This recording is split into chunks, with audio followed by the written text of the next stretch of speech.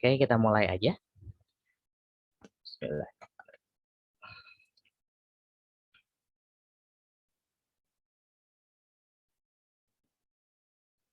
Nah, mungkin teman-teman di sini udah agak asing dengan istilah atom ya. Atom itu dalam kimia itu adalah bagian utama atau bagian yang kita sering bahas sebagai proyeksi awal di mana atom ini sebagai utamanya. Nah, sebelum kita bahas atom, kita bakalan bahas dulu sedikit tentang sejarah atom. Nah, dalam sejarah perkembangannya, atom sendiri disebut awalnya mulai itu disebut sebagai dari kata atomos.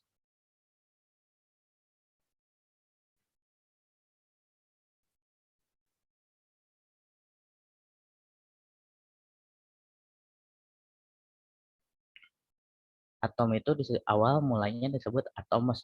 Atom awal mulanya berupa atomos. Atau dalam bahasa Yunani artinya dia bagian terkecil yang tidak bisa dibagi-bagi lagi. Dalam sejarahnya dulu atom dalam bentuknya berupa penyebutan dalam Dalton, dalam sejarah Dalton mengatakan bahwa atom itu adalah bagian partikel terkecil yang tidak bisa dibagi-bagi lagi. Berarti kalau kita misalnya asumsikan itu adalah suatu kertas, suatu kertas itu dipotong, itu jadi bagian-bagian yang tidak bisa dibagi-bagi lagi. Nah, dulu pas ceritanya Dalton itu belum membentuk secara itu, tapi di Dalton juga mengatakan bahwa atom itu setelah berbentuk dalam bilangan lingkaran. Kemudian dengan perjalanan waktu, atom itu berkembang dari yang tadinya berbentuk bola, sekarang menjadi bentuk bola pijal disebutnya. Itu dikemukakan oleh Thomson. Nah, Thomson ini juga dia mengatakan bahwa pola pijal ini ternyata dia memiliki muatan. Muatannya itu adalah ada positif, ada negatif. Tapi pertanyaannya adalah di sini si Thomson adalah mengatakan dia seperti roti kismis di mana si muatan negatif itu hanya mengelilingi inti yang utama yaitu yang adalah positif yang tengah.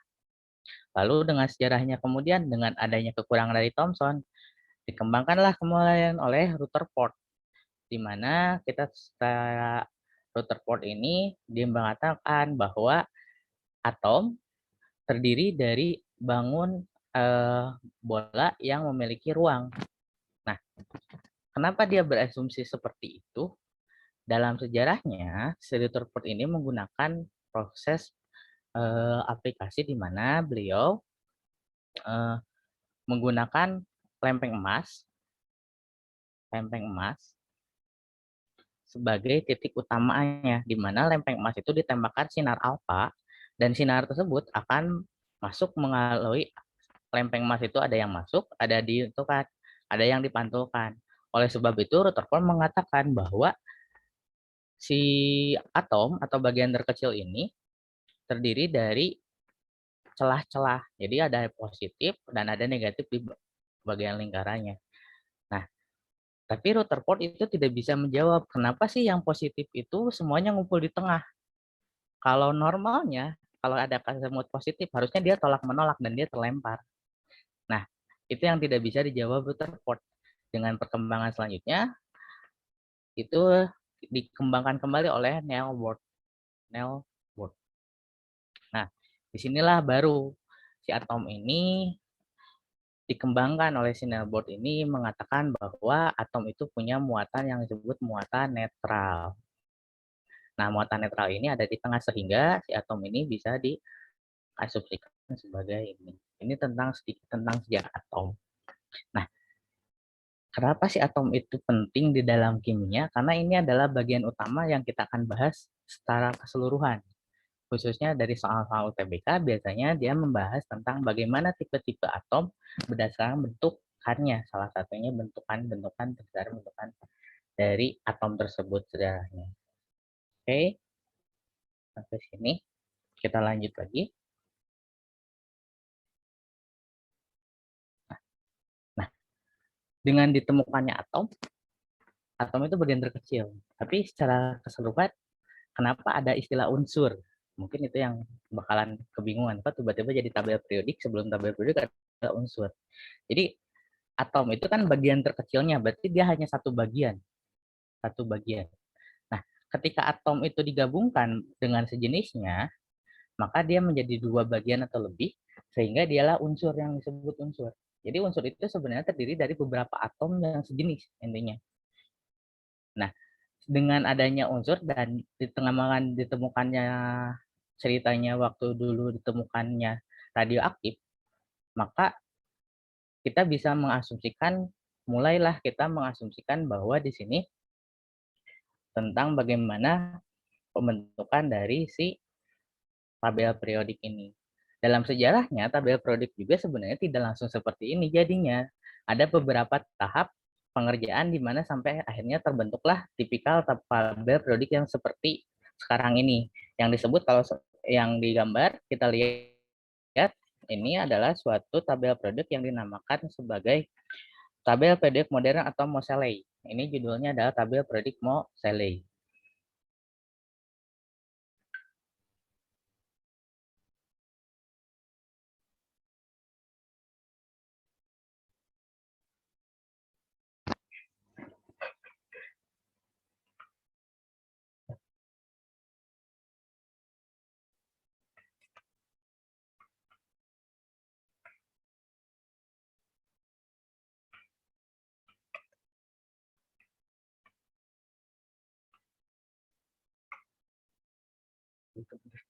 Stabil. Oh ya, harusnya ada, aduh, stabil. Saya lupa ya, harusnya ada quiz test dulu ya. Harusnya tadi quiz test dulu. Oh, sorry. Mohon maaf, teman-teman.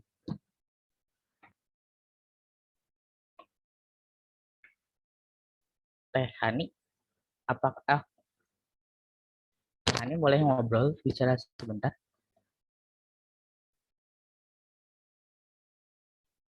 Teh,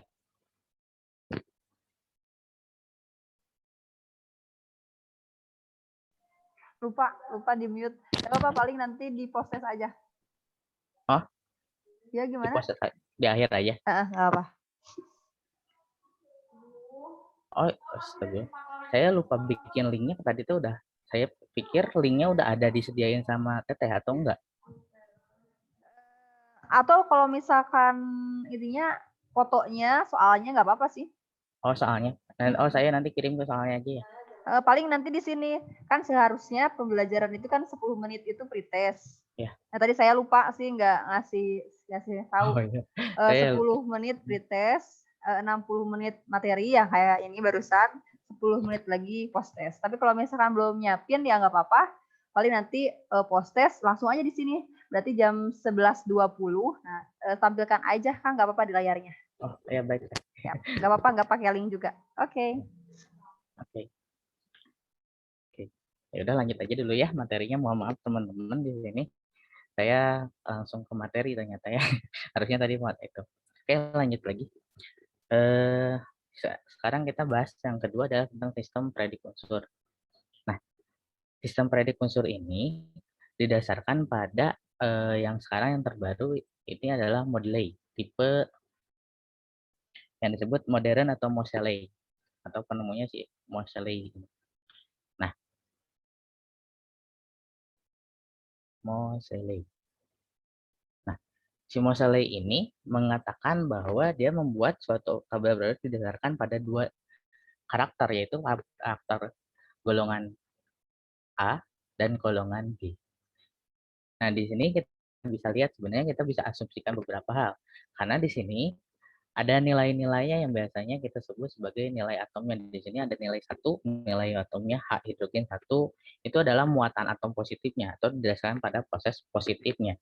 Nah, lalu ada pewarnaan. Kenapa di sini ada pewarnaan? Ini untuk menunjukkan perbedaan khususnya biasanya bentukannya.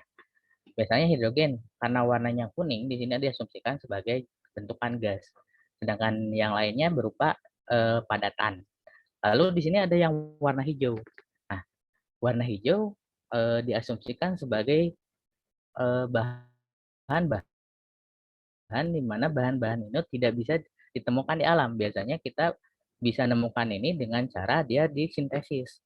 Jadi sebenarnya pada dasarnya unsur-unsur tersebut yang ada di sini sebenarnya pertama kali itu ditemukan, salah satunya ditemukan. Kemudian ada yang disintesis dengan menambahkan beberapa atom-atom atau digabungkan dengan atom-atom sehingga dia terbentuklah struktur yang sekarang ini.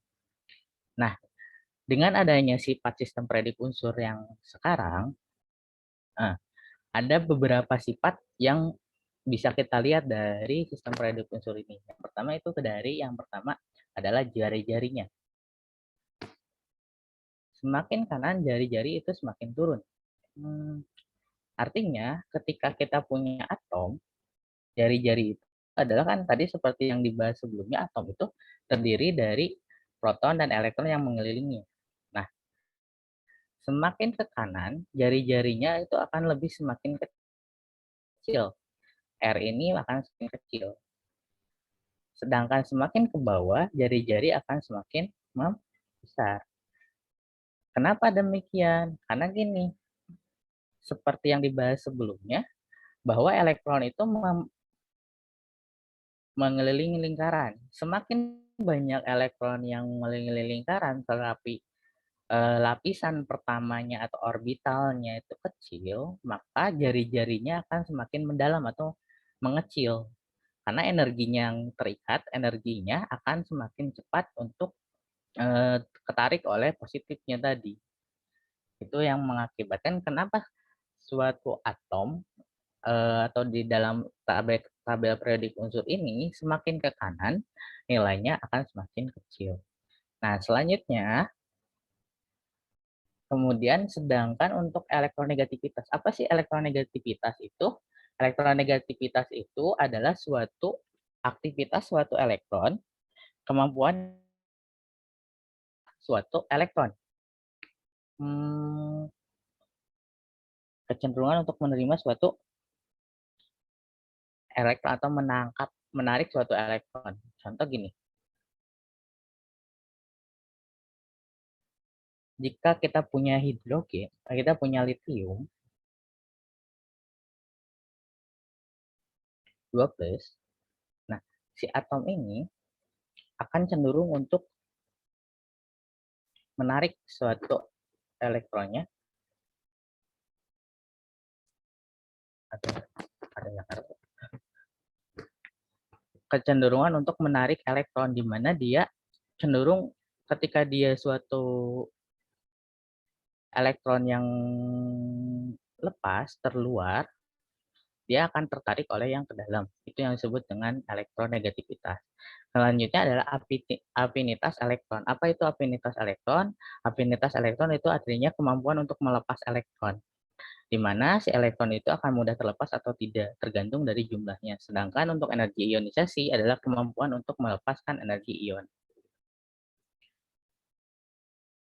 Oke, seperti itu untuk bagian yang ini. Kita lanjut ke soalnya, sedikit ya tentang soalnya, bagaimana pengerjaan soalnya biasanya di suatu soal. Contohnya di sini ya, suatu unsur memiliki pada periode 3 yang bebas di alam bebas. Nah, biasanya di soal, kita langsung ke soalnya itu adalah unsur. Halo teman-teman, boleh dibuka dulu deh speakernya, pengen tahu dulu. Saya rada kebingungan sebenarnya. Ngobrol sendiri, saya tidak biasa ngobrol sendiri. Iya gimana kak? Ini pada ngedengerin kan ya? Dengerin dong. Dengerin dong. Saya sebenarnya kebingungan. Dengerin kok Pak. Dengerin ya. Fokus kak. Saya sebenarnya kebingungan. Kenapa? Kan saya biasa ngajar bareng ya, ngajar langsung. Ini baru beberapa kali ngajar cara daring, jadi ya sedikit canggung juga ya. Oke, sebenarnya tadi saya punya kesalahan, maaf, seharusnya tadi ada tes dulu ya sebelum kita mulai, tapi saya langsung ke materi, mohon maaf juga, teman-teman mungkin bisa langsung lihat juga ya. Mungkin bakal saya percepat, nanti juga bakal sedikit nambahin tentang soal ini. Oke, di sini teman-teman di sini ada suatu soal nih, misalnya di soal tersebut adalah suatu unsur pada periode 3 yang bebas di alam. Sebenarnya jangan dulu ke sini ya. Aku soal yang ini harusnya tadi ada yang lewat. Lewat yang ini bukan yang problem lagi. Wow. Problem. Aduh, kenapa lagi? Ya. Problem. Bentar lagi.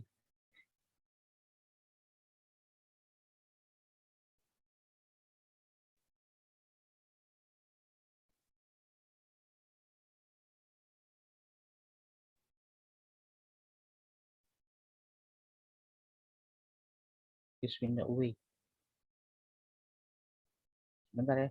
Problem lagi.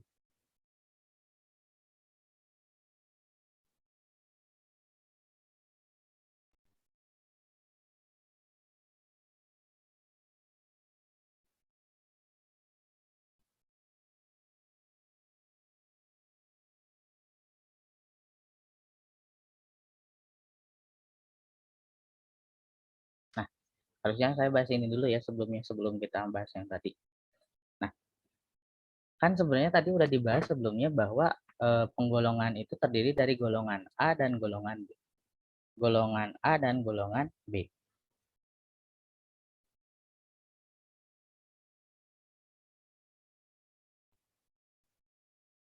Kenapa ini?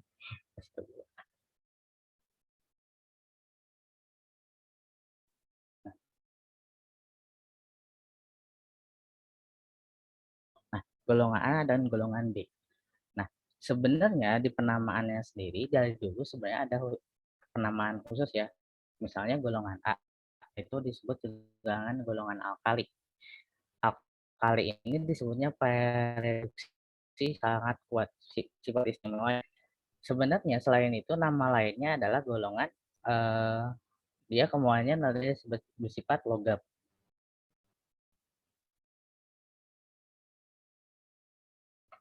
Sifatnya adalah reaktif terhadap air. Kemudian golongan alkali tanah dia bersifat juga sama reaktif terhadap air, halogen juga sama. Apa perbedaan golongan 1 dan golongan 2, golongan A dan golongan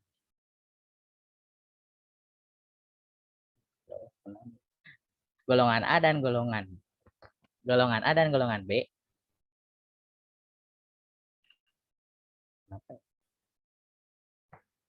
Perbedaan antara golongan A dan golongan B adalah salah satunya adalah dia di kemampuan tadi. Kan sebelumnya dibahas bahwa setiap golongan transisi itu mempunyai kemampuan untuk afinitas dan energitas. Afinitas elektron dengan elektronegativitas, yaitu kemampuan untuk melepas ataupun menerima elektron. Perbedaannya adalah di mana ketika suatu golongan B, tes. Ya. Di sini nggak ada gambarnya. Nggak ada gambar. Oh ya. Kenapa ya? Hah?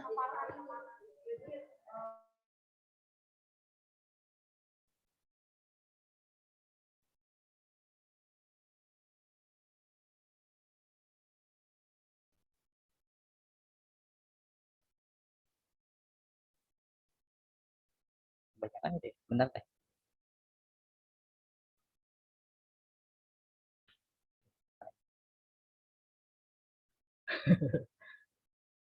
Ini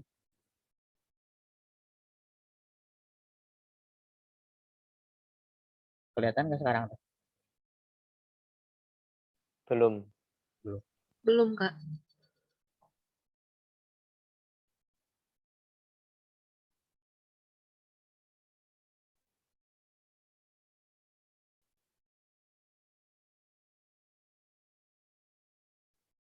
Udah belum?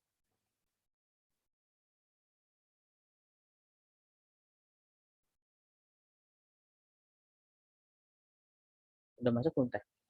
Teman-teman udah kelihatan belum teh? Udah, Kak. Oh, udah.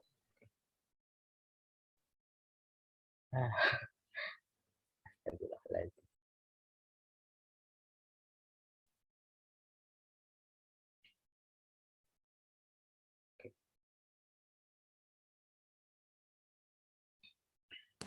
Oke. lanjut lagi ya. Tadi itu penggolongan ya. Kita ke penggolongan. Kan golongan itu terdiri dari golongan A itu terdiri dari golongan 1 sampai golongan 1A sampai golongan 8A. Sebenarnya untuk penggolongan di sini biasanya ada nama-nama khusus. Khususnya misalnya golongan 1 adalah disebutnya sebagai golongan alkali. Golongan 2 disebut alkali tanah, golongan 7 disebutnya sebagai golongan halogen. Kemudian golongan 8 disebutnya gas mulia. Kita bahas satu-satu. Apa itu alkali? Nah, di sini mungkin sifat istimewanya adalah pereduksi sangat kuat. Kenapa demikian? Karena dia biasanya kalau misalnya contohnya kita punya natrium. Kalau dalam bentuk Na, dalam bentuk reaksi redoks atau reduksi oksidasi, dia pasti menjadi Na+. Atau misalnya dia sebagai kalau prediksi kuat berarti kalau prediksi dia sebagai reduksi berarti oksidator atau apa ya ini wae. Nah, kayak gitulah pokoknya. Di mana dia memiliki nilai yang punya tuh. Selain itu, tipikal golongan 1 itu cenderung untuk kuat larut dalam air yang sangat kuat atau reaktif terhadap air. Makanya hati-hati ketika kita ngomongin golongan 1. Golongan 1 itu contohnya apa? Kalau kita itu adalah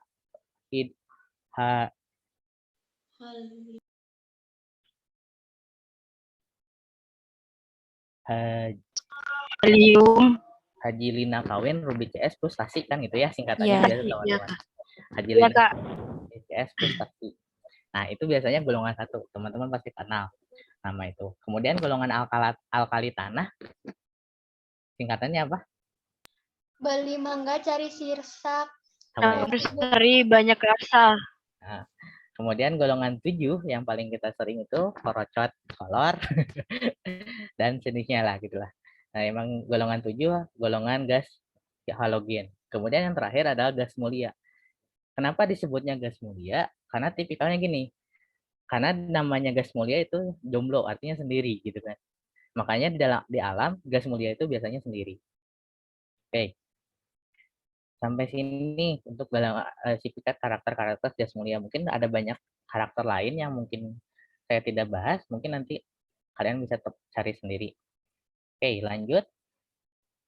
Nah, unsur halogen yang mudah direduksi. Oke. Manakah jawabannya? Fluorin adalah unsur paling kuat untuk dioksidator. Sifat oksidatornya. Fluorin. Oke. Unsur halogen. Kita lihat ke tabel predik sebentar sebelum ke soalnya tadi. Nah,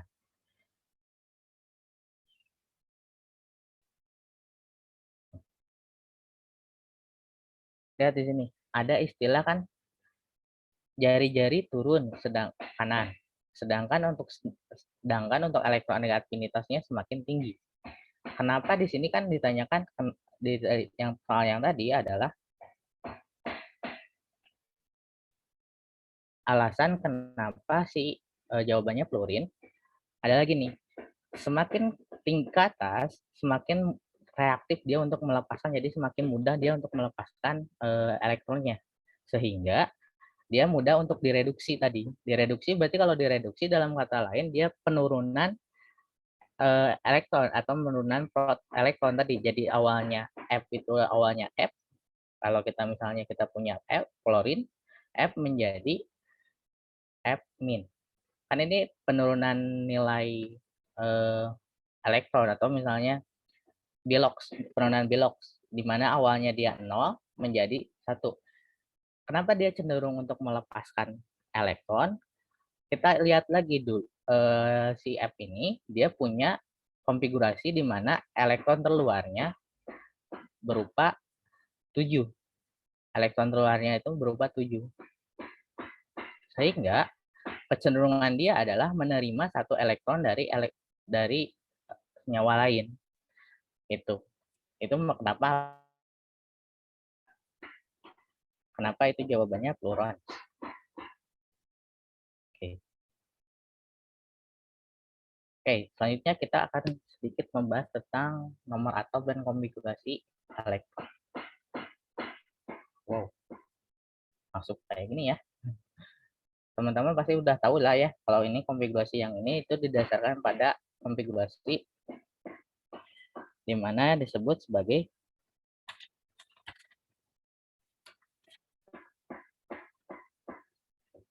namanya.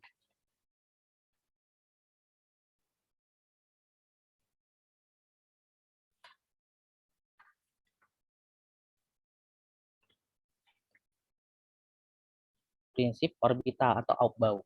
Itu didasarkan pada prinsip orbital Aufbau.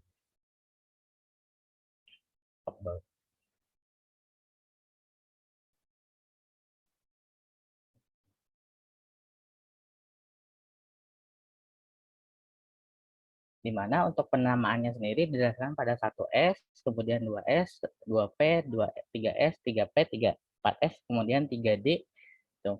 Nah, sebelum kita bahas, mungkin kita akan bahas dulu bagaimana cara pengisian maksimum nilai elektronnya sendiri. Biasanya kalau S, nilai maksimumnya adalah 2. Kemudian P, nilai maksimumnya adalah 6. D, nilai maksimumnya adalah 10. F, nilai maksimumnya adalah 14. Contoh, kita punya suatu Fe dengan konfigurasi adalah dengan suatu inti adalah 26.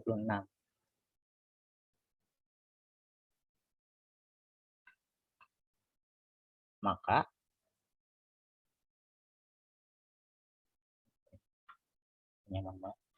untuk konfigurasinya sendiri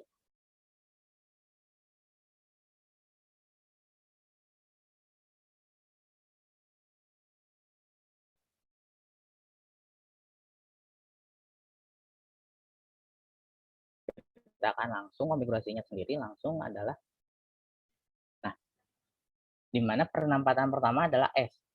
S itu kan maksimal nilainya adalah 2. Maka ketika dia ada 26, 1S2, 2S2, 2P6, 3S2, 3P6, 4S2, dan 3D6. Nah, oke.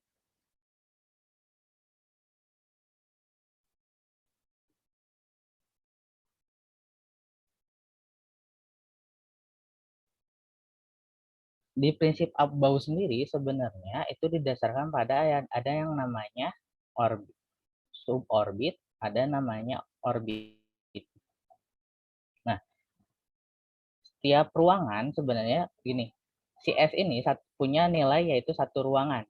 Satu ruangan di mana nilainya itu adalah maksimumnya adalah 2. Dan si P ini punya berapa ruangan? 3 ruangan. Yang maksimumnya nilainya adalah 6. Kemudian si D ini dia punya 5 ruangan. Yang maksimumnya adalah 7. Nah, berdasarkan pada prinsip Aufbau, suatu unsur untuk pengen stabil, maka dia harus jomblo semua atau tak berpasangan semua, tak berpasangan atau terisi semua.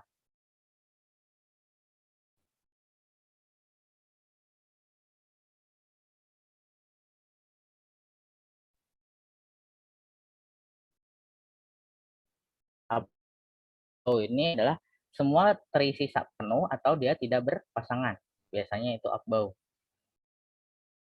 Terisi penuh atau tidak semua berpasangan. Contoh gini.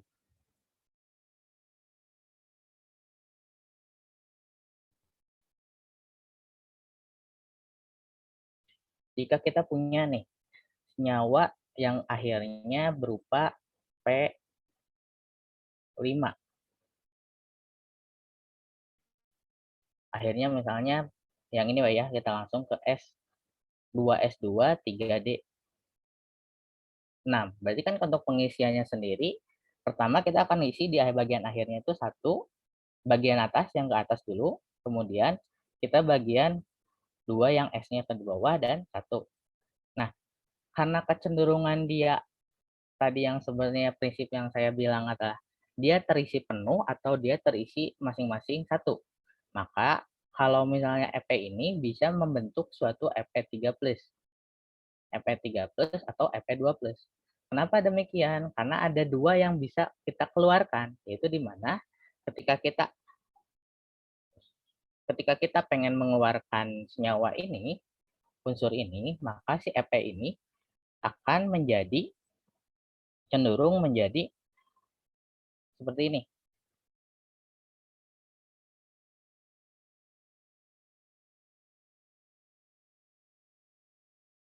Nah, kemudian yang di S-nya juga adalah ini. Jelek banget sih. Pennya. Maaf ya. Kayaknya.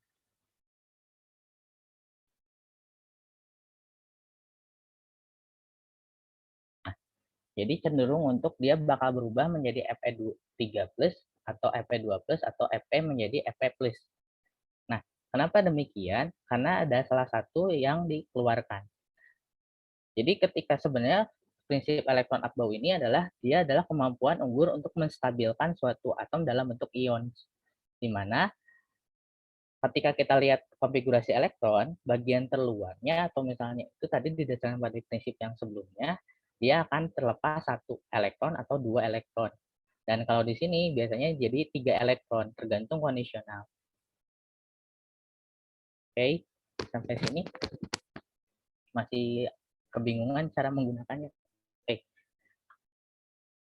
Saya rada kesulitan sebentar ya. Saya rada kesulitan gunain pennya dari tadi sebenarnya. Jadi rada susah.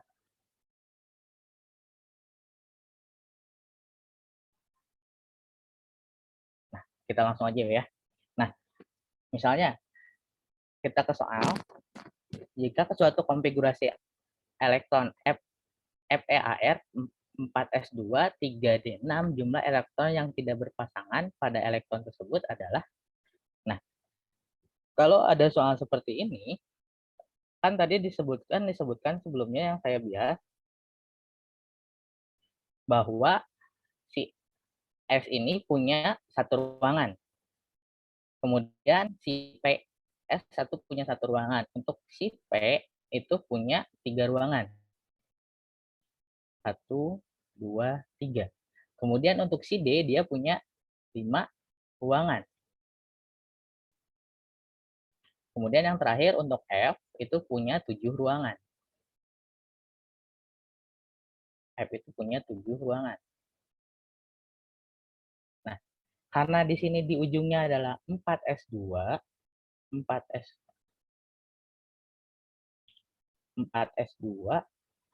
3d6, maka otomatis dia adalah S2 dan D6. Kita masukin. Kalau misalnya di sini ruangannya adalah 1, ruangan untuk ini adalah ruangan S, kemudian D itu adalah ruangannya ada berapa? 5 ya. Berarti 1, 2, 3, 4, 5. Nah, kita isi semuanya. S2 berarti 1, 2. Kemudian untuk D6 berarti kan dia hitungan adalah 1 isi 2, 3, 4, 5, yang kemudian yang ini ke bawah atau ke atas ke bawah terakhir. Maka berapakah nilai yang tidak berpasangan? Lihat yang tidak berpasangan ada 1, 2, 3 elektron 4 elektron yang tidak berpasangan. Maka jawabannya di sini adalah D. Sampai sini ada yang mau tanyakan tentang ini?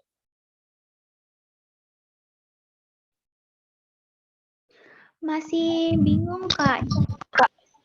Masih Bingung? bingung. Okay. Yang 3D6 itu kotaknya itu jadi berapa? Jadi 5. Kenapa jadi 5? Belum paham di situ. Oh iya, tadi saya nggak bahas. Berarti di situ dulu ya. Tadi kurang itu. Berarti kita balik dulu deh ya. Nah, di sini dulu ya.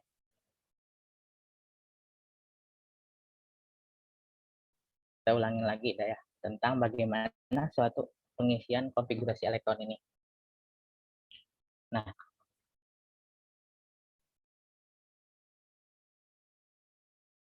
si Abau ini, kita ulang lagi dari awal ya. Abau ini mengatakan bahwa konfigurasinya seperti yang di sebelah sini.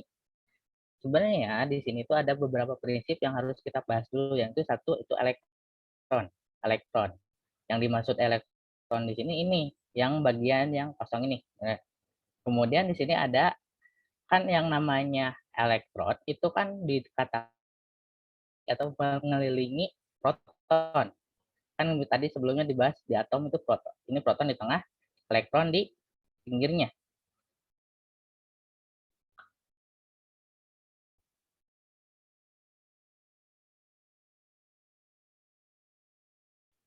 Elektron di pinggirnya.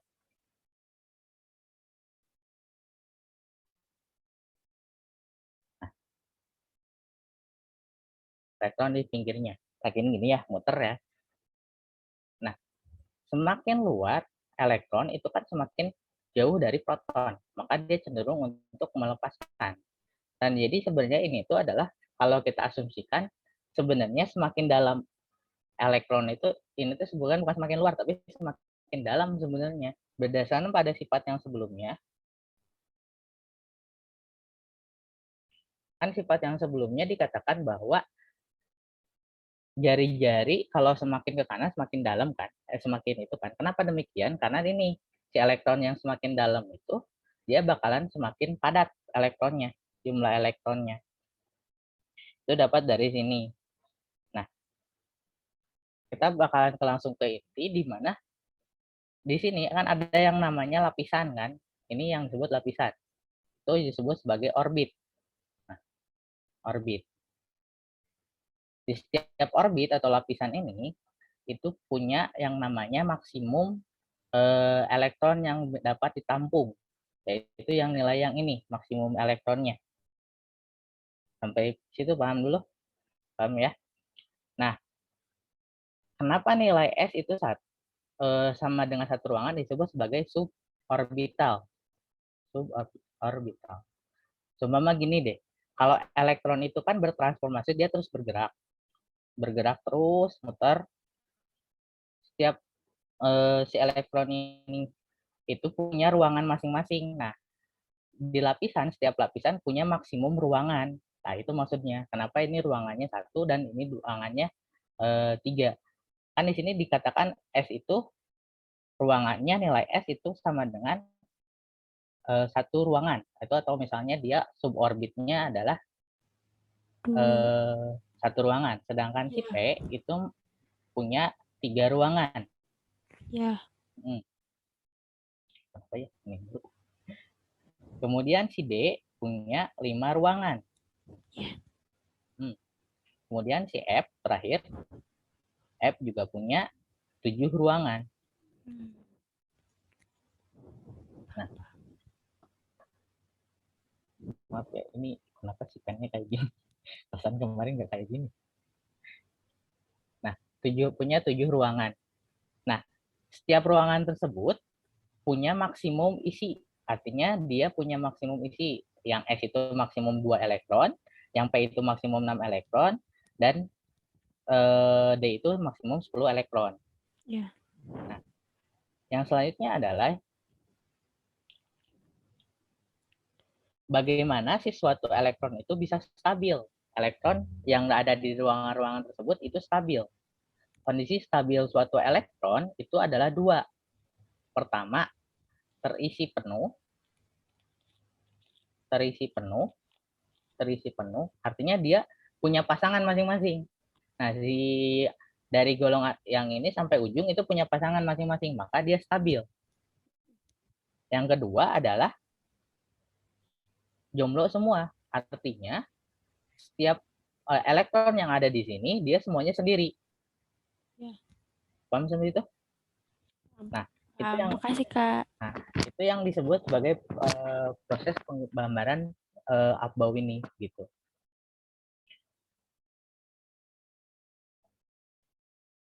Sebenarnya di sini nggak terlalu banyak ya. Nah, itu untuk penggambaran Abau.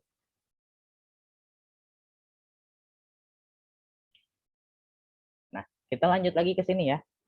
Nah, kan di sini ujungnya itu adalah kita punya ujungnya itu adalah kita punya 4S, 2, 3D,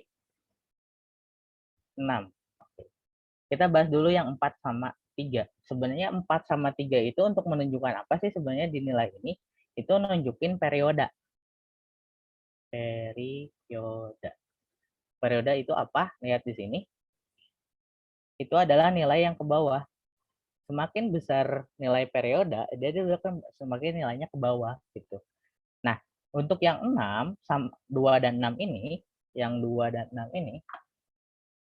ini nunjukin suatu jumlah elektron. Nah, elektron sama dengan periode. Yang ini periode, yang satu dengan elektron.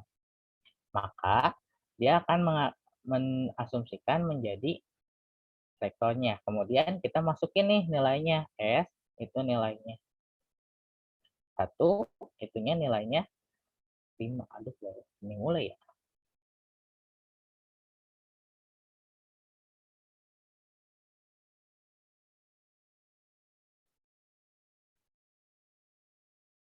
Nilainya 5. Kalau kita misalnya bikin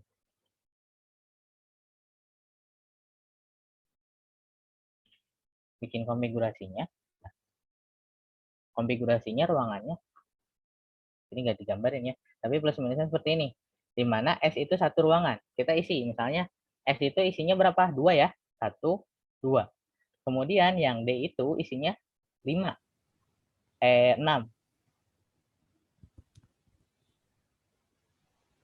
Berarti kan untuk kalau misalnya kita ngisi si D ini 1 ke atas, arah panahnya 2, 3, 4, 5, bawah terakhir 6. Itu terakhirnya seperti itu. Sampai situ ada yang pertanyakan? Aman ya? Oke. Nah, sebenarnya yang saya selanjutnya pengen bahas adalah bagaimana sih kestabilan. Kita akan masuk ke stabilan. Jadi gini, suatu elektron atau proton atau atom ini cenderung untuk agar ingin stabil. Contoh gini, yang tadi disebutkan bahwa gas mulia kenapa dia bisa berdiri sendiri, itu dikatakan kan disebutnya ada golongan gas mulia. Nah, ini golongan gas mulia, itu golongan 8. Unsur-unsur yang stabil. Itu kan dikatakannya unsur-unsur yang stabil. Berarti dia di alam, dia bisa berdiri sendiri tanpa ada berikatan dengan orang lain. Benar nggak? Nah, itulah yang menjadi prinsip di dalam konfigurasi ini. Ada yang disebut stabil, ada yang tidak. Jadi gini, tadi ada, jika kita punya nih suatu atom, atau misalnya unsur Fe yang memiliki 26, 26 ini konfigurasinya adalah 4S2, 3D6.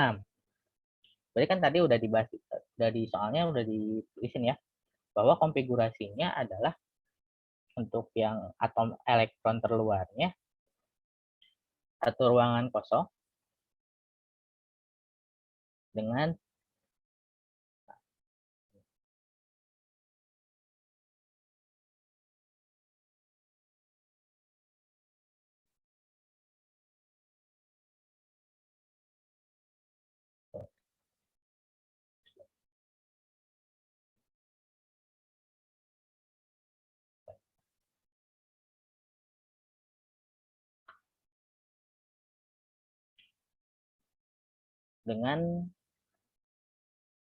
nah gini.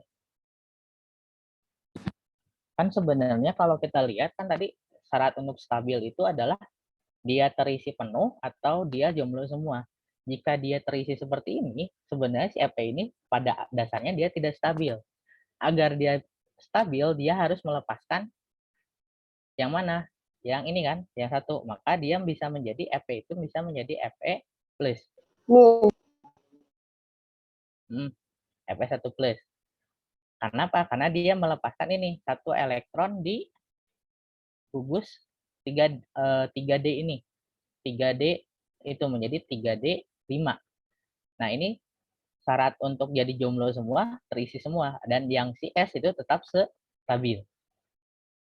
Kemudian si Fe ini kan di soal-soal kalau kalian pernah lihat, EP ini ada yang menjadi EP2+, ada yang menjadi EP3+. Kenapa bisa demikian? Karena si EP ini juga bisa melepaskan si S-nya ini. Jadi kan lihat di gambarnya, di konfigurasinya bahwa si S ini ada di titik di mana paling luar. Jadi gini, sebenarnya ketika kita lihat lagi konfigurasi ini, si atom itu ada di sini, tengah-tengah ini. Sedangkan si proton dan ini, sedangkan si S yang ini artinya dia bagian terluar. Sehingga si EP ini, bagaimana si EP menjadi 2+3+ ini melepaskan dua golongan si S ini. 2S2 dilepaskan 1 elektron menjadi EP2+, dan 2S2 keduanya dilepaskan menjadi EP3+. Sebenarnya sampai situ. Berarti kalau misalnya gitu konfigurasinya bakal berubah. Iya, ketika kita mengganti di sini soalnya.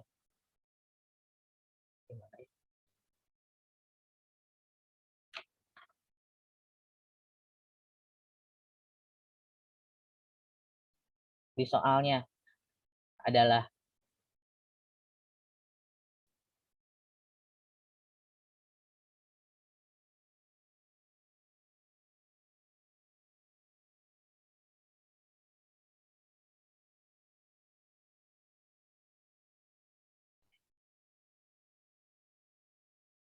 di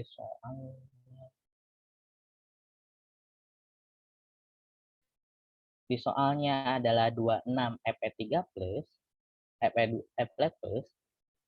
maka konfigurasi akhirnya itu 4S2 3D1 3D5, sorry, 3D5. Kenapa? Karena dia udah melepaskan 1 elektron di titik D.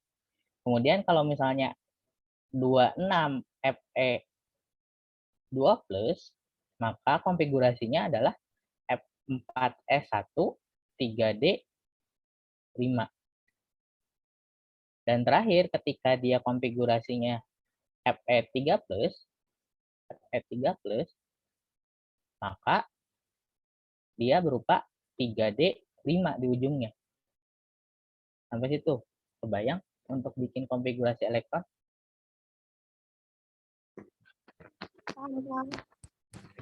Kebayang. Nah, itu untuk bikin konfigurasi elektron.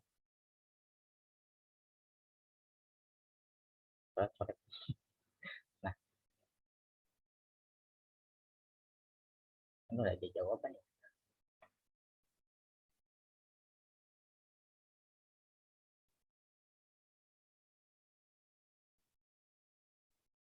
Ni dengan nomor atom 20 mempunyai elektron yang tidak berpasangan sebanyak yang tadi juga dibahas. Mungkin kalian bisa kerjakan dulu harusnya. Jadi ada jawabannya langsung. Ya langsung berarti sama aja ya sebenarnya kayak tadi bikin lagi konfigurasi elektron. Kita coba bikin konfigurasi elektron dari soal yang ini. Di sini ya langsung ya 4S2 3D8. Sebenarnya hampir sama tadi juga hasilnya itu 3D8. Berarti kan D-nya itu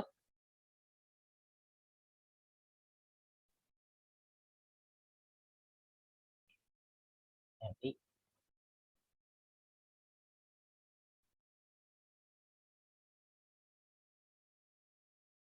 ya itu langsung aja ya berarti ya 1S2. Udah jawaban itu tadi. Kenapa ya aku harus bingung-bingung.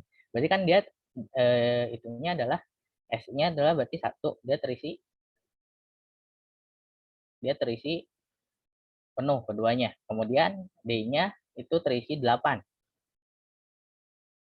Nah, berarti kan 1, 2, 3, 4, 5, 6, 7, 8.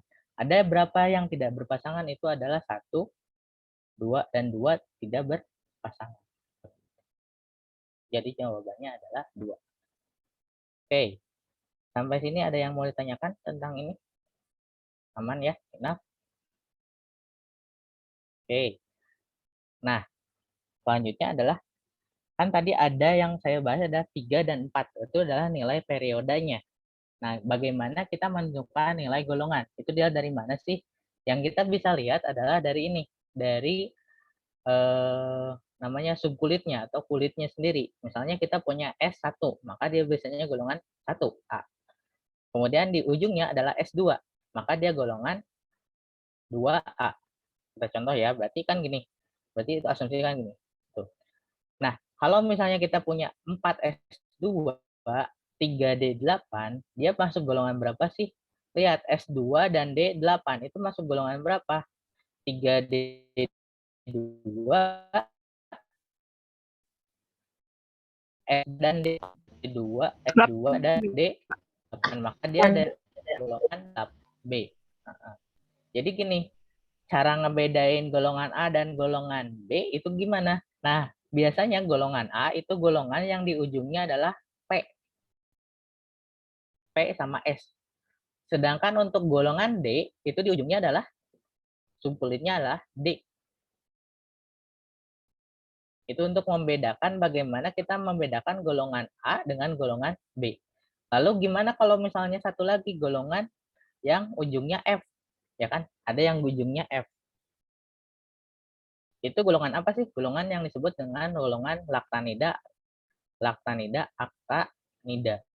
Itu ada di golongan yang kalau misalnya kita di tabel periodik itu ada di paling bawah. Yang nyenceling di bawah sendiri. 14 di bawah 2. Nah, itu adalah golongan F yang ujungnya F. Nah, itu untuk membedakan nilainya itu. Lalu untuk nilai golongan, pembedaan golongan udah. Untuk nilai golongan 1, golongan 2, dan nilai dari elektronnya. Ini. Kalau misalnya ujungnya adalah S1, misalnya 1S1. Ujungnya di sini 1 atau 4S1. Di sini ujungnya 4S1. Maka dia masuknya adalah golongan 1A. Jadi dilihatnya dari ini, elektron terluarnya. Jumlah elektron tersisa di bagian ini yang ditulis. Kalau akhirnya adalah S2, dia adalah golongan 2. Nah, selanjutnya seperti itu. Dari P juga sama, P itu dari 3 sampai 8. Gampang sebenarnya untuk menghafal yang ini, Mas. Yang emang rada ribet yang di sini, karena ini beda banget.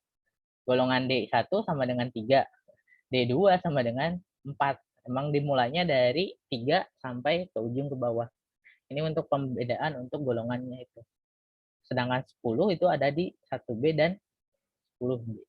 Karena golongan transisi emang khusus, seperti yang tadi saya bilang sebelumnya, itu kan Fe, Fe itu kan D.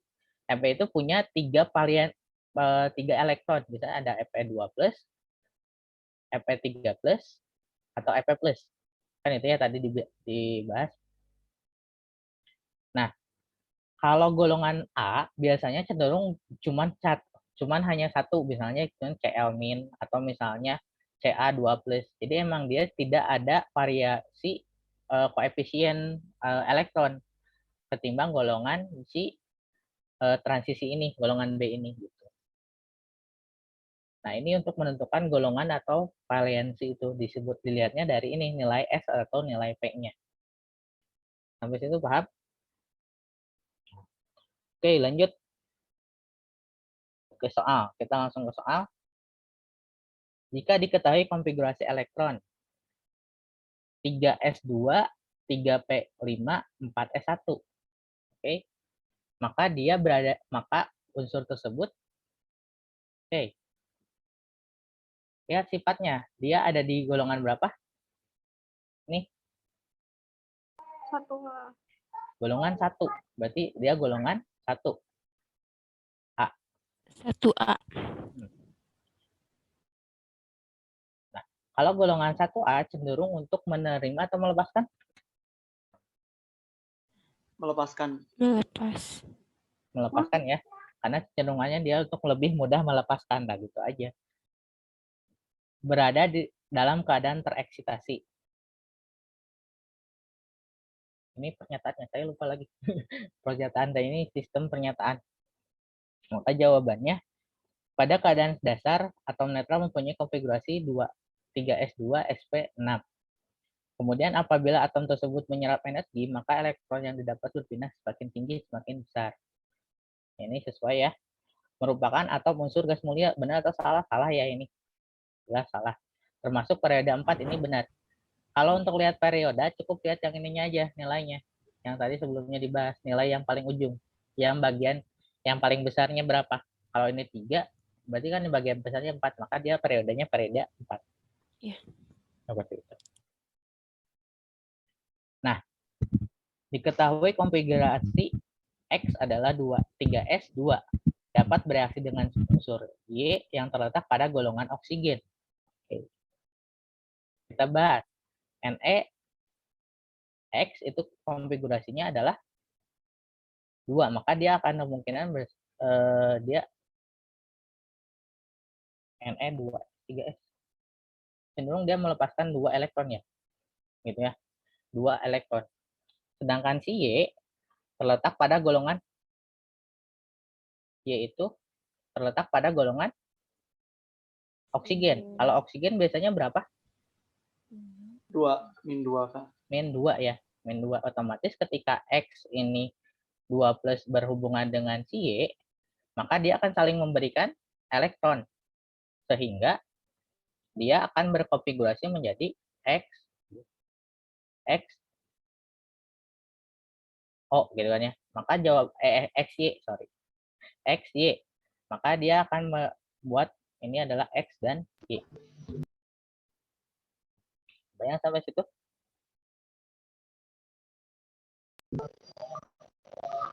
Iya, Kak. Enggak. Saya mau tanyakan tentang ini, bagian ini. Bagaimana konfigurasi elektron?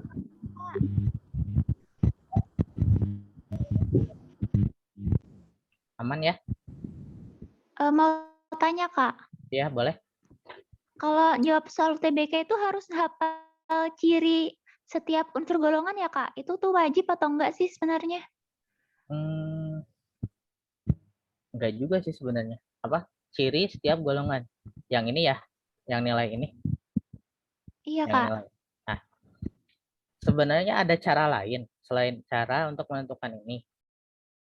Itu pakai konfigurasi yang kalau aku dulu bilangnya adalah yang konfigurasi berdasarkan KLMN. Aku gak bahas di sini ya. Karena emang kebanyakan sebenarnya di soal UTBK, kebanyakan soalnya tentang konfigurasi, tentang outbound. Tapi kalau misalnya kita kepepet, pengen cari cepat, cara cepatnya adalah yang ini. Yang berdasarkan KLMN. Pernah inget gak? Yang 2, 8, 16, 32. Yang ini tahu gak? Tahu, Kak. Pernah tahu. Bisa juga pakai yang ini sebenarnya.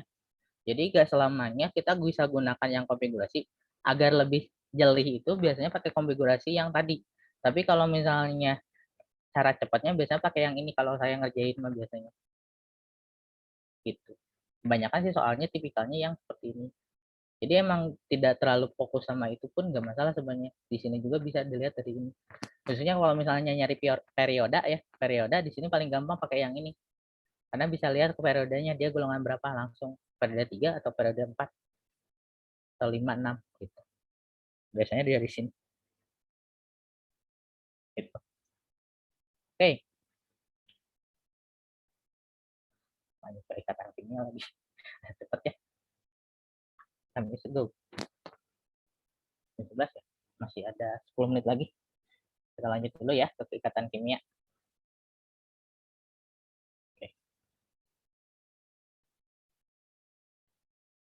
Ikatan kimia. Nah, kan tadi sebenarnya sudah di itu sebelumnya ya, yang ini ya. Ini juga kan sebenarnya udah saling memberikan elektron kan gitu ya. Nah, itu yang disebut sebagai ikatan kimia. Ikatan kimia itu adalah ketika suatu unsur atau atom itu saling berikatan gitu menjadi suatu senyawa. Itu yang disebut sebagai ikatan kimia. Nah, ikatan kimia ini terdiri dari 2 jenis, yaitu ikatan ion dan ikatan kovalen. Oke. Kita bahas langsung ya. Ikatan ion artinya suatu elektron akan memberikan suatu jadi ikatan ion itu terdapat serap elektron, terima elektron. Jadi kalau misalnya kita punya Na nih, di mana konfigurasi Na itu kan Na+, si Cl, Cl-. Sehingga kan si Cl karena dia kekurangan elektron, dia menarik elektron di si Na yang kelebihan elektron. Sehingga menjadi NaCl. Nah, ini. Dan dia memberikan elektron, jadi serah terima aja. Yang si Na menggunakan elektron tersebut tidak si Na. Karena di sini udah yang namanya stabil. Stabil yang selanjutnya adalah tadi kan sebelumnya jomblo dan sejenisnya, dan sekarang yang stabil di sini yang dikatakan sebagai stabil itu adalah dia harus duplet atau oktet di sini. Jadi kalau misalnya suatu unsur atau suatu senyawa pengen berdasarkan ikatan ion ini, ikatan itu stabil, itu harus memenuhi hukum duplet atau oktet. Hukum duplet itu apa sih? Hukum yang dimana mengatakan bahwa yang stabil itu dia memiliki 2 elektron berpasangan. 1 elektron berpasangan.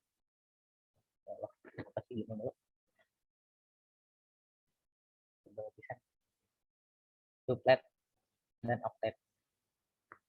Jadi gini, jika misalnya kita punya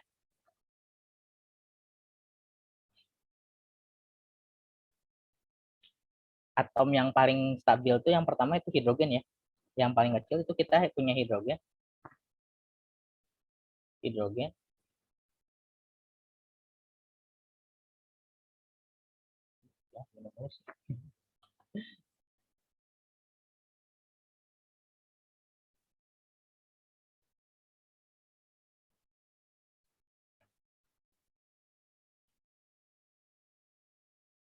hidrogen.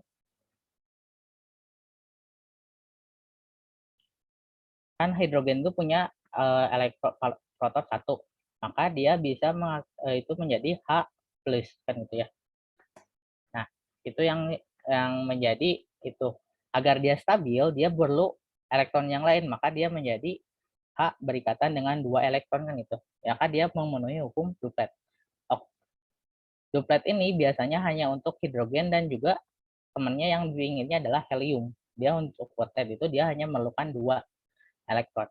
Sedangkan yang lainnya untuk unsur-unsur yang lain untuk unsur-unsur yang lainnya dia harus memenuhi standar oktet atau duplet. Di mana unsur itu harus ada 8 elektron. Nah, ini 1 2 3 4. Jadi ada 4 elektron berpasangan di mana itu berupa 8 elektron gitu. Yang di tengah itu tidak termasuk ya. Yang di tengah ini hanya dalam itu. Jadi yang dilihat duplet sama oktetnya itu adalah elektron terluar dilihatnya. Jadi bukan elektron terdalam. Oke. Yang selanjutnya adalah tentang ikatan. Tadi ikatan ionik adalah 1. Ikatan ionik itu serah terima elektron. Jadi ketika misalnya Na itu kelebihan elektron, dia memberikan ke Cl. Dan si Cl menggunakan si elektron tersebut untuk berikatan dengan si Na. Tapi si Na tidak menggunakan elektron tersebut agar dia stabil. Jadi hanya memberikan. Nah, itu yang disebut dengan ikatan ion. Selanjutnya adalah ikatan kovalen. Nah, di sini lihat ya, ikatan kovalen. Apa itu ikatan kovalen? Adalah ikatan di mana ikatan ini,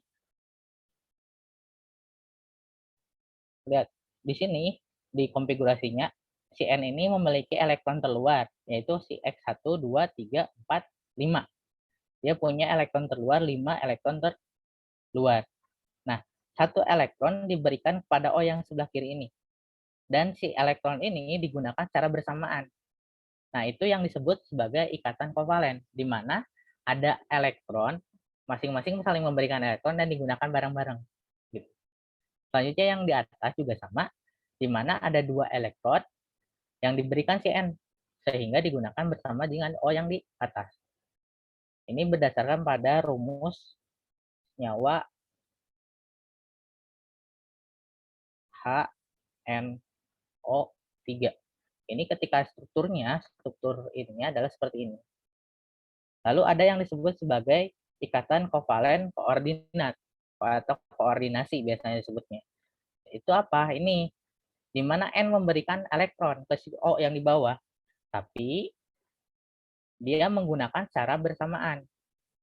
Ikatan kovalen koordinat. Jadi satu orang memberi, kalau misalnya bahasa sama, satu orang memberi tapi digunain bareng-bareng gitu. Itu yang disebut ikatan kovalen koordinat.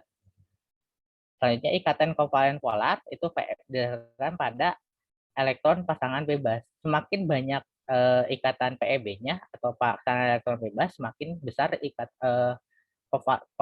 sifat polarannya. Ini jadi ini, dilihatnya dari mana? Yang ini nih. Yang disebut dengan PEB ini yang dimana elektron bebas, dimana dia tidak berikatan dengan elektron yang manapun, yang disebut dengan PEB. Semakin banyak PEB, maka semakin bersifat polar atau non polar. Bersifat polar. Semakin sedikit PEB, maka dia bersifat non polar. Banyak sampai situ? Tentang ikatan antar molekul. Oke. Kita ke soal.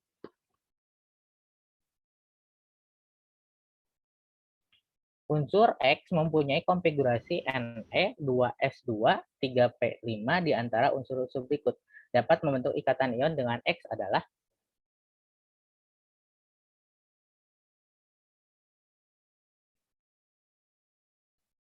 punya kombinasi 3s2 3p5 di antara unsur berikut yang dapat membentuk ikatan ion dengan X adalah oke. Lihat. Dia punya berapa sih si X ini? Elektron terluarnya? Dia punya 1 2 3 5 6 7 ya. 1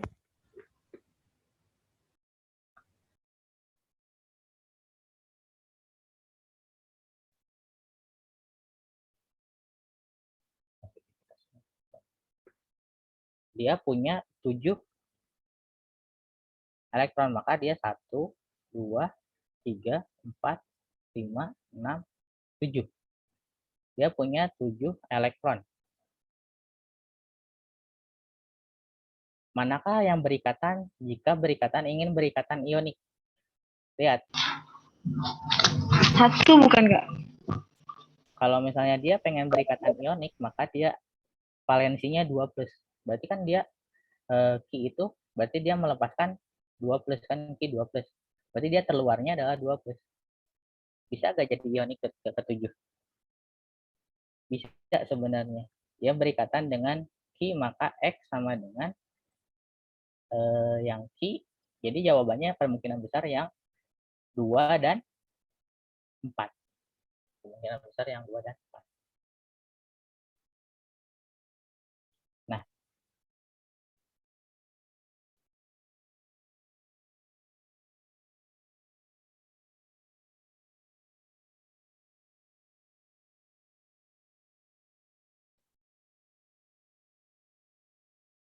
maka 2 dan 4 ya. Nah, ya, sesuai dengan apa yang dibahas sebelumnya. Di mana dia saling memberikan elektron. Sampai sini ada yang mau ditanyakan tentang tipikal soal seperti ini?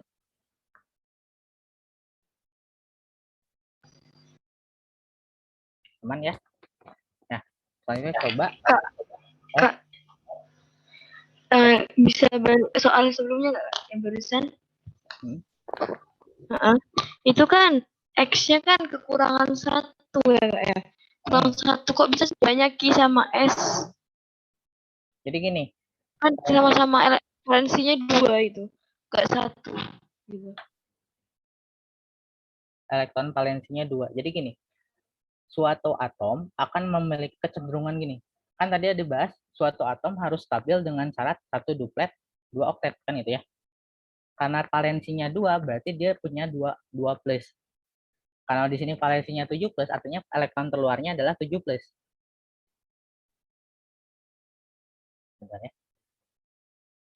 Kita hapus dulu.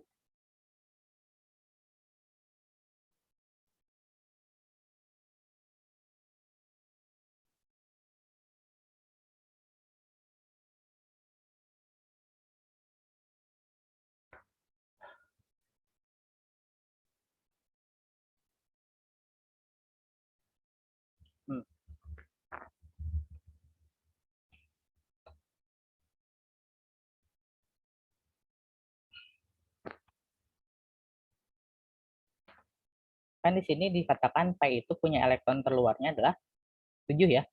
Misalnya kita punya 7 elektron terluar. Nah, berarti kan coba bayangkan kalau misalnya P karakteristiknya dia punya 7, dia cenderung gimana sih buat stabil? Apakah dia cenderung untuk menerima elektron atau melepaskan elektron? Itu akar dia stabil, dia Melepaskan. menangkap elektron. Kan dia Iya, 7 elektron terluarnya. Seumpama di sini, dia menangkap elektron cenderungannya. Yang kan ini S3S2 3P 5, berarti dia punya elektron terluarnya adalah 7. Dia kecenderungannya untuk menerima elektron gitu. Nah, lalu untuk yang Ki, dia punya valensinya 2. Berarti kan Ki punya 1, 2. Anggaplah di sini gini. Kalau misalnya Ki ini lebih mudah mana untuk jadi stabil? Lebih mudah menerima menjadi 8 atau melepas 2? Melepas, Kak. Melepas. Nah, ini kan dikatakan melepas 1 atau 2 ya. Harusnya di sini dikatakan 2 elektron ya. Salah nulis kali ya. 2 elektron, maka dia cenderung untuk menjadi dia melepaskan elektron. Nah, sedangkan yang ini juga sama yang R. Yang R itu punya berapa? Dia punya 6. 1, 2, 3, 4, 5, 6. Berarti dia cenderung untuk menerima 2 kan, ketimbang dia melepaskan 6 tersebut. Seperti itu. Dan selanjutnya S, elektron itu adalah 2. Maka dia cenderung untuk melepaskan 2 elektron. Yang mungkin dia, karena kan yang kita lihat itu si X. Si X itu sebagai apa sih? Menerima atau pelepas elektron. Dia membutuhkannya. Dia sebagai penerima elektron. Maka agar dia berikatan ionik, dia harus membutuhkan orang yang dapat melepaskan elektron, bukan yang menerima juga. Seperti itu. Maka ikatannya yang benar itu adalah 2 dan 4. Kebayang sampai situ? Iya, Kak. Udah, siap, udah. Kayak gitu. Pokoknya gimana kalau deket ke 8, dia di 8, kayak gitu. kalau nggak deket dikurangi ya, Kak ya? Ya, kayak Ya, gitu. siap. Makasih, Kak. Makasih. Oke, suatu unsur memiliki nomor atom 20. Jika senyawa garam dipanaskan menghasilkan gas, mengeluarkan asam air barit, rumus senyawa tersebut adalah ya, soalnya beda lagi ya ceritanya. X itu dia punya tipikal 20 ya. Maka kalau misalnya kita pakai yang KLMM aja ya biar cepat. Yang KLMM berarti kan 2, 8, berapa? 8, 2 kan gitu ya. 20 ya. X itu 2, 8, 8, 2. Berarti kecenderungan dia di elektron terluarnya berapa? Ini, 2. Maka si X itu adalah X melepaskan 2 elektron kan? 2 plus. Benar nggak? Nah, pertanyaannya adalah mengerukkan air barit. Air barit itu apa sih? Ada yang tahu air barit? Air barit. Ion barium kan? Bukan. Air barit itu kalau misalnya kita bilang itu soda atau CO3. Mengerukkan air barit itu CO3 sebenarnya. CO3 itu cenderung punya sifatnya adalah 2-. Kalau misalnya kamu cari di internet, ini disebutnya anion 2-. Maka kalau misalnya dia berikatan dengan CO, maka dia akan saling menghilangkan menjadi XCO3. Jadi jawabannya yang D. Kemungkinan betul. Air barit itu rumusnya itu H2CO3 kalau nggak salah ya. Kalau misalnya dia berikatan dengan X2+, maka dia jadi XCO3. Kebayang sampai situ? Kayaknya aku salah deh.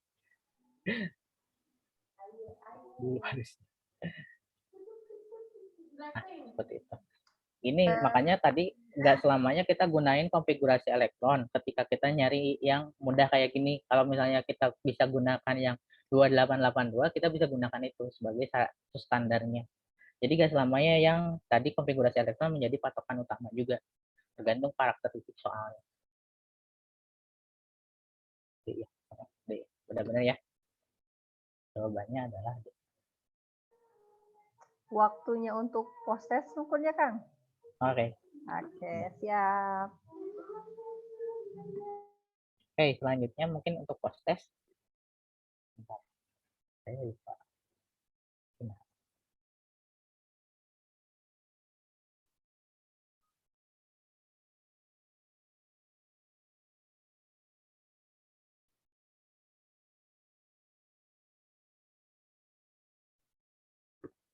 Sebentar. Loh, kok lupa soalnya.